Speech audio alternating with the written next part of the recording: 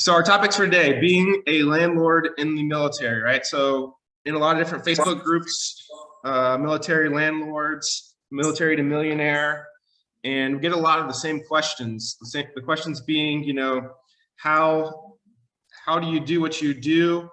How do you manage stuff remotely? What happens when you PCS?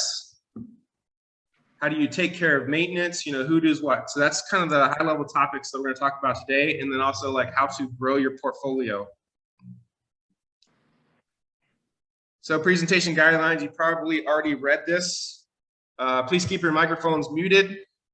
We'll ask questions at the end, but put them in the chat group like you guys just did. Or you can tell me that I was messing up because I didn't have my microphone on. Please turn your camera on so I can see your smiling face and put a name with your face if your bandwidth supports it. We do have the enterprise level Zoom, so it should not slow us down if you have your camera up. And please ask questions because this is for you guys. Oops, sorry. So topics for today is my path to approximately 40 doors in the last 5 years. So doors being rental units. That doesn't necessarily mean, a house for every door. It can be multifamily. So 40 doors, 40 rental units. Various loan products. So we're going to talk about a few different options out there that you may not know about and how they work and how I stumbled across them and how you can use them to expand your portfolio. A topic that's always very important to me is the difference between a landlord and investor and how that all works together. Are you a person that wants to manage everything directly, or do you want to create a portfolio that works for you? Another topic near and dear to my heart, the importance of preventative maintenance and capital expenditure savings in regards to your rental properties or your primary residence. It still all applies because the topics are the same. You just need to apply them across your different products and portfolios. And lastly, the power of three. One of the main questions that I get is, Matt, how do you expand while you're PCSing? What happens when you move? How are you getting more stuff remotely? The power of three is an easy secret to share, and we will talk about that, and I'm super excited about that one. All right, so my quick overview of 7 years to financial freedom, if you will, which is what we're all shooting for. So in 2014, I was just like you guys out there asking questions, never bought a house before. I wanted to get my first house. I was PCSing, so I got orders from Connecticut to St. Mary's, Georgia. And I actually went through USAA's vendor placement service, and they said you would give cash back at closing. I had no idea what it meant, but I clicked on it, and they paired me with a real estate agent in St. Mary's, Georgia. And it turned out to be the luckiest pairing I've ever had, because 7 years later, she's still my real estate agent in St. Mary's, Georgia, and we've done over 10 transactions together. So we bought our first house with a VA loan. Fast forward a couple of years, I bought a triplex with seller financing. We'll talk about that in a second. Also, the previous year, 2015, I met my now wife, Hillary, and in 2016, a year later, we bought our primary residence with an FHA 203K loan, which is a renovation product. Kind of expensive product, but it allows you to do your renovations and your purchase in the same loan, and then they hold some money over and you can make draws to your contractor and pay him for your renovations. In 2019, I executed my first 1031 exchange. So if you don't know what that is, that's okay. We're going to talk about it. It's actually a pretty awesome product that the IRS allows, and we moved basically some money from one house to another. We're going to get to that in a second. And then 2021, so as you can see, as the time goes on, we're starting to do more and more interesting things. And it's really not a linear path. As you gain more experience, you gain more options and understanding, you start to grow and you grow with people around you. All of a sudden, you're expanding rapidly. And now I have over 40 rental units, and I'm resigning from the military service, hopefully sometime next year, to go into real estate full time. All right, so second home purchase to cash out refi to 1031 exchange. So the house on the left is the second home that I ever purchased. I purchased it as a vacation home, essentially, still a primary mortgage. I did 20% down. I still had my first house. I was still living in it. It was in the same vicinity. So I got with a mortgage broker, and she explained to me that I could buy another house as long as I put 20% down. So I found this place. I was looking for some kind of, like farmland where I could raise some animals, have some chickens that laid eggs, all that kind of stuff. And I found this property, $79,000. I think I have the numbers here on the next screen. Yeah, so $79,000 purchase price. And I did this thing called BRRRR. You may have heard it. You may listen to podcasts now. But back in the day, I didn't know about podcasts. I don't even know if they're around yet. BiggerPockets wasn't really a thing yet. I think Brandon Turner and his team were still kind of doing the stuff on their own as well and figuring out all these products. So I accidentally did a BRRRR before BRRRR was BRRRR. So how does that work?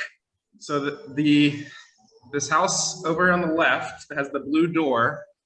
I bought in 2015 for $79,000 in Woodbine, Georgia, which is about 20 minutes from the submarine base down there in St. Mary's. I ended up spending about $50,000 on the renovation. And that seems like a lot of money, and it is a lot of money, but I did it over a period of time. And what I was doing was I was creating sweat equity. So we're gonna ask, like, how do you get that second one? How do you start getting more properties? Well, I was on shore duty, so I would work like a second job, and not necessarily specifically a job, but I would go do construction for other people, tile jobs, flip jobs, like whatever. And as I was building extra money and taking the money from my paycheck that I was saving, I was putting it into this property, and I was doing all the work myself. So I did have some skill sets. I did use YouTube University, just like everyone else does. So I built all this equity into the property, and then I was able to refinance it out on a 15-year mortgage at 3%. And I think the valuation came back somewhere around $175,000, if I remember right. So I got all my money back that I put down, plus the renovation that I did, and I put a tenant in it and started renting it out. And this is actually what BRRRR turns out to be, which stands for buy a house, renovate it, rent it out, and then refinance it. And there's also another R if you want to keep going, which is repeat.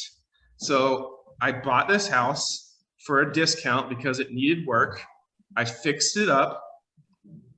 I put a tenant in it, so it started making money. I refinanced it out, so I got all my money back. And now I have a cash flowing property, which we'll actually talk about that in a second, that I didn't put any of my own money into. So I didn't have a podcast to tell me how to analyze properties. I was still learning this. I just wanted, this kind of farmland where I could go hunt, raise chickens, whatever the heck it was I wanted to do. It had 7 acres. But when you get down to the brass tacks and the analysis, this property actually was costing me $250 a month.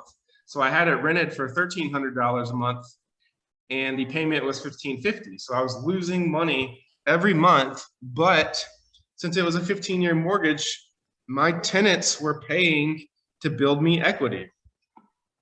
So around 2019, we were already in Guam, and I was actually on deployment when I was learning as much as I could about real estate investing, how to take this property that I had a bunch of equity in. I knew it was worth more than what I owed, and I wanted to change it to where I could put it in a property that made money. So I was literally doing Googling. I was Googling that, and I stumbled across a 1031 exchange. I read up on it, and I was able to take my property from a negative $250 a month to a positive $1,000. And what I did was we sold it.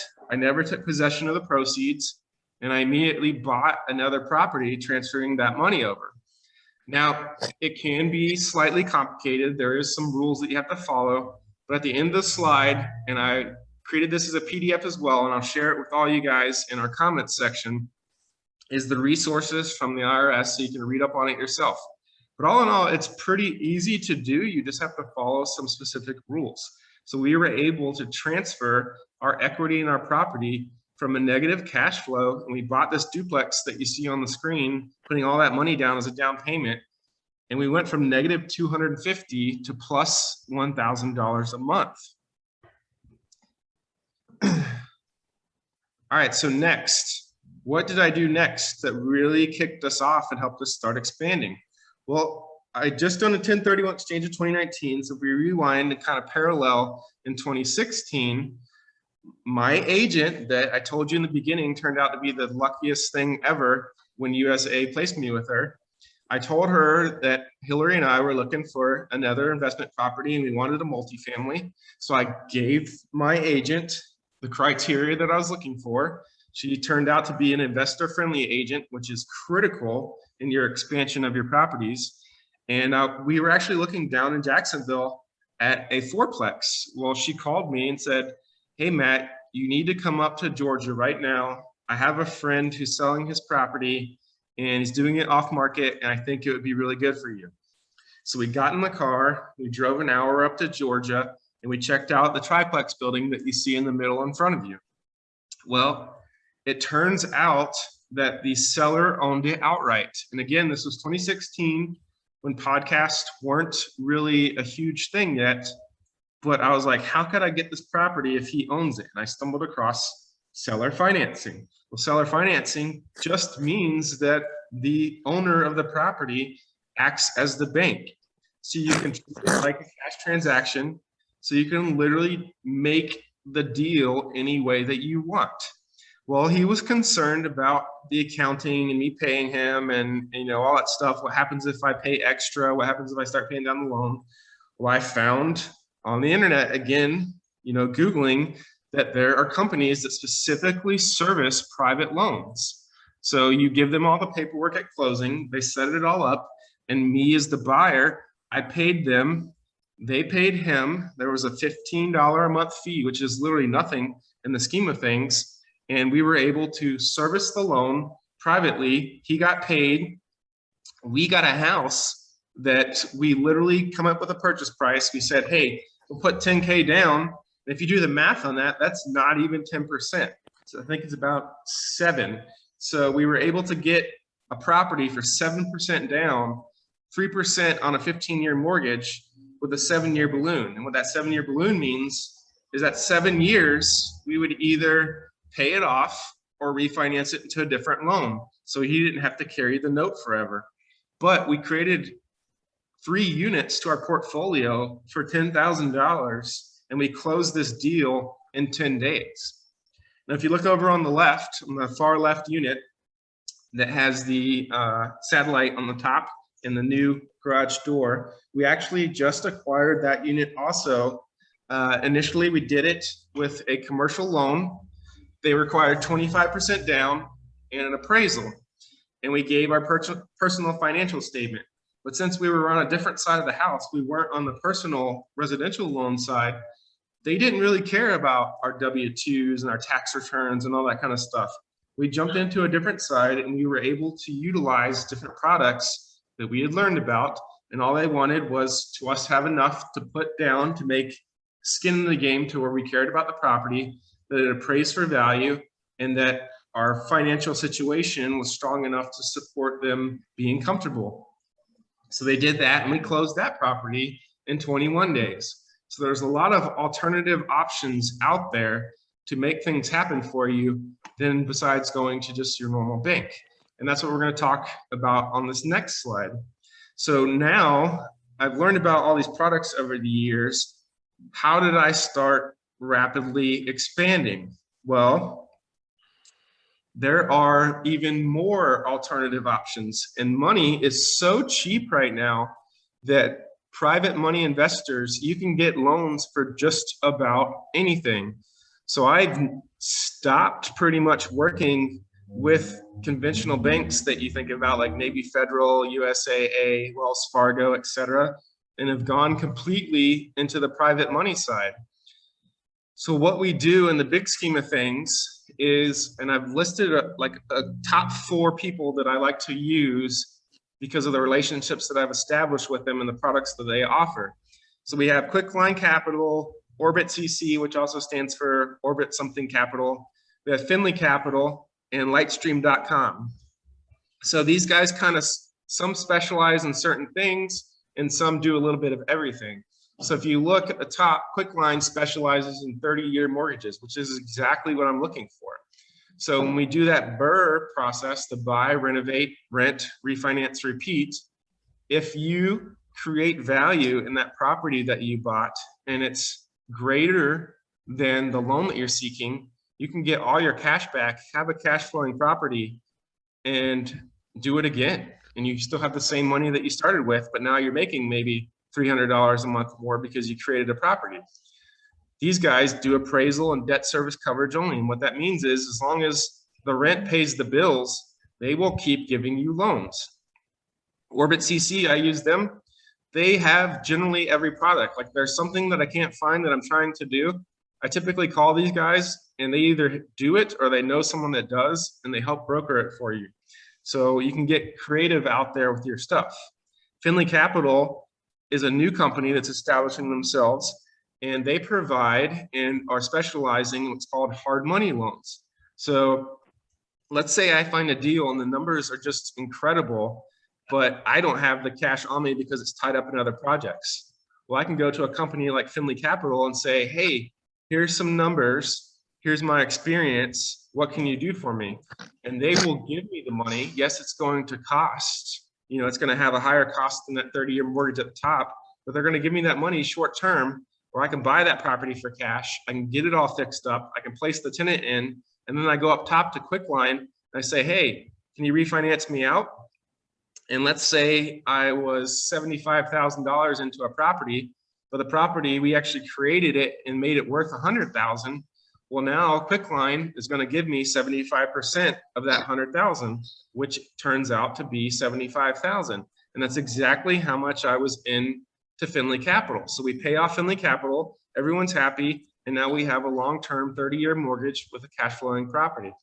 And at the end on the bottom, I actually discovered Lightstream this year, and they can fund you with pretty much anything, a car, a house, a renovation, in 24 hours. They are a subsidiary of, I think, SunTrust Bank, and it's a pretty good system. Like their rates aren't too bad. Their rates are actually, I found, to be better than some of the conventional banks that's what they specialize in.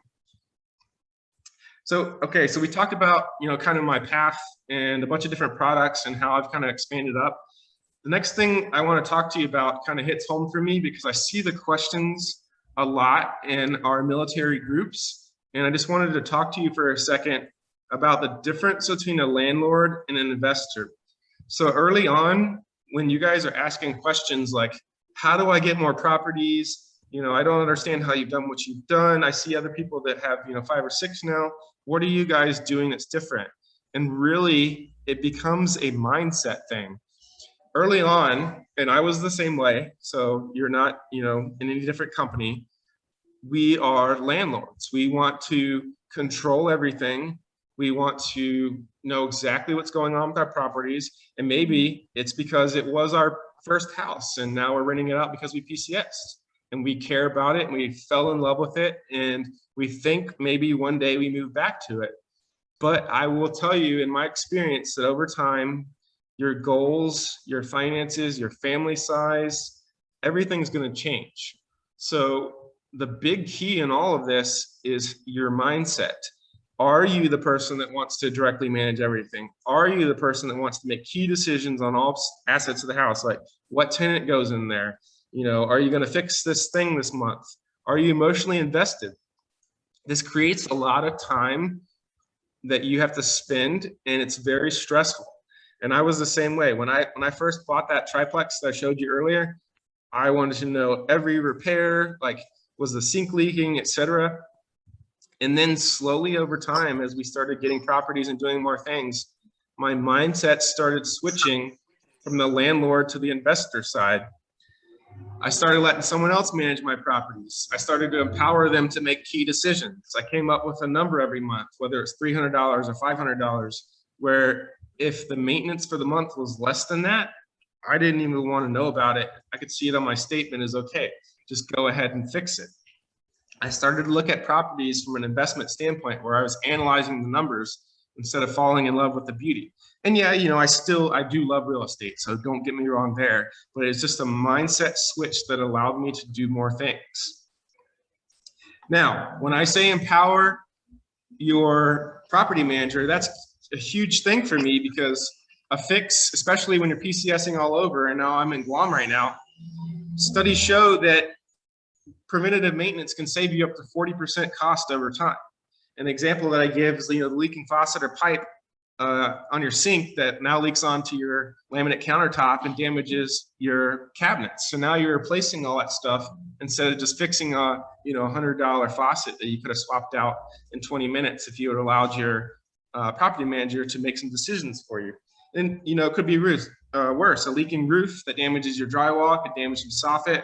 It could ultimately create a moisture situation where you have mold coming in. Now you have to do mold mitigation, and that can get costly.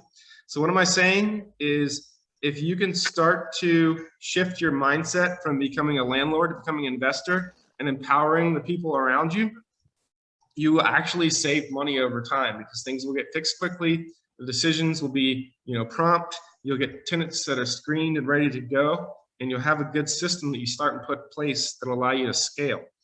And that leads us to our next slide, and it's one of the final topics that we're going to talk about, and it's how you create a team in a new market. And I call it the big three. So the big three: the investor-friendly agent. So remember I said at the very beginning that I was super lucky that USAA picked the random person that they did, and they paired me with, because now 7 years later, we've done over 10 deals together. She knows exactly what I'm looking for. So if anything hits the market or is off market, I get a phone call that says, Matt, you need to buy this immediately. And we get it under contract. And then I figure out how to fund the project. So an investor-friendly agent is huge. Not all real estate agents are investor-friendly. They don't understand the numbers that you're looking for. So it's important to do interviews and make sure that you guys are on the same page. And don't always feel like that you have to take the first person that comes to you. You need to make sure when you build out your team that they understand your goals and your criteria. The next one, property manager. I can't speak more about how important a property manager is. Most of mine, we have a deal set up that when we acquire a property, they immediately get the keys, turn on utilities, and put a lockbox on it for our contractors. So your property manager is huge. You may say, well, why would they do that for us? So what we do is we also interview and tell them our processes, our systems, like how we want to acquire our properties. And we say, hey, when we get done with these renovations and we put that tenant in, that's going to be your tenant and your property that you get to manage. So they do a little bit of upfront work for us, and they're happy because on the back end, they're going to get that placement and subscription service. And then the contractor is going to be the guy that makes or breaks your project. Always do extensive interviews. And in our resources page that we have next that you guys will have access to, I put a lot of links to questions that you should ask both your property managers and your contractors, as well as some tax information. But do interviews, spend the time up front, 30 minutes, 45 minutes, whatever it takes. Get these guys on a Zoom call so you can see their faces and understand what it is they do. Can they answer your questions quickly? Do they know what they're talking about? Will they give you references, and not just their friends, but past clients that you can verify, and you can say, hey, did you have any problems with them? So if you knock all these things out, you now have the big three. You have an agent, property manager, and contractor, and you can get into a new market and do this remotely, or you can set this up in your area so that when you leave, you have a team in place that takes care of all your stuff. So I will put the PDF in the comments section. We upload this to YouTube, and I will email this out to everyone that sent me their emails. But here's some links to various stuff about the 1031 exchange from the IRS. It's a fact sheet on how it works. A lot of people ask what happens when I sell my house, or if I rented it out and I was in the military and then I moved. There's actually some exemptions that allow you to extend the time on your primary residence capital gains deferral. And I've linked those in here as well. And I'm not linking it to some other article. It's straight from the IRS, so you can get it from the horse's mouth and understand it. And then a couple links that have some very good, 20 to 40 questions on what you should ask your property managers, your contractors, etc. So this pretty much covers everything that I wanted to present to you guys, and we just hit the 30-minute mark, I think, which is perfect. I'm going to jump into the chat now, and if anyone has any questions, we'll answer those questions, and then if not, we will start wrapping up. All right, let's grab our chat. Yeah, all you guys said was can't hear, but we fixed that. So anyone have any questions on anything that we've covered, or you want to talk any specifics on anything else? Now is the time. Any questions? All those financiers, they all operate in Guam. So just had a question locally here in the office. Do the financiers operate on Guam? At the moment, the answer is no. However, I am in some pretty high-level meetings with various people in those organizations to try to get them to fund Guam. However, they do fund in all 50 states, to my understanding. All right, so if no questions, we're going to wrap up. I appreciate everyone's time today. Oh, we got a question coming in. What are your thoughts on Guam's current housing market? Is it oversaturated? Is it oversaturated? No. Is it undersupplied? Yes. So it is, you know, just like everywhere. I'm in all these Facebook groups and these masterminds all over the country. Everyone's dealing with the same problems, which is an undersupply right now, not enough inventory on the market, and supplies. You know, you've probably seen the memes of sheets of plywood, and they're calling it gold right now. So COVID has affected everything, right? So cost of goods and products and labor and everything is low, and it's driving up prices on both new construction and available inventory. Sellers are not putting their houses on the market. They're holding them right now to see what happens, and everyone's, you know, there's a little bit of nervousness out there. So on the buying side, you have to create situations that get you the opportunity. We do a lot of door knocking. We do what's called driving for dollars. We do direct marketing where we email out, email and mail directly to sellers to try to create stuff. In our Guam market, we get all our buyers and what they're looking for, and we target a specific area, and we go see if we can get any sellers to sell their houses for a certain price. There's a lot of unique ways that you can come up with to get you what you want, especially if you can find some stuff off market. So I would not say it's oversaturated per se. I would say it's undersupplied, and hopefully we can fix that in the next little bit. Do you have any information on the buying market in Korea? I do not have any information on the buying market in Korea. I do know that you have to, I don't want to speak incorrectly, but in Korea, it's a special circumstance to move money into that country. You have to do a lot of paperwork with the bank. And to my understanding, you have to do some sort of LLC and basically get someone to partner with you to get the land, similar to the Philippines where they're not going to sell land to foreigners. So you have to do like a land contract agreement once you get something under contract. Any other questions? All right, so you guys can email me if you have anything that comes up, matt@modernrealtyguam.com. I can't promise that I can get back to you promptly, but I will address your questions in email. I always like to dedicate a couple hours every week to giving back to our service members.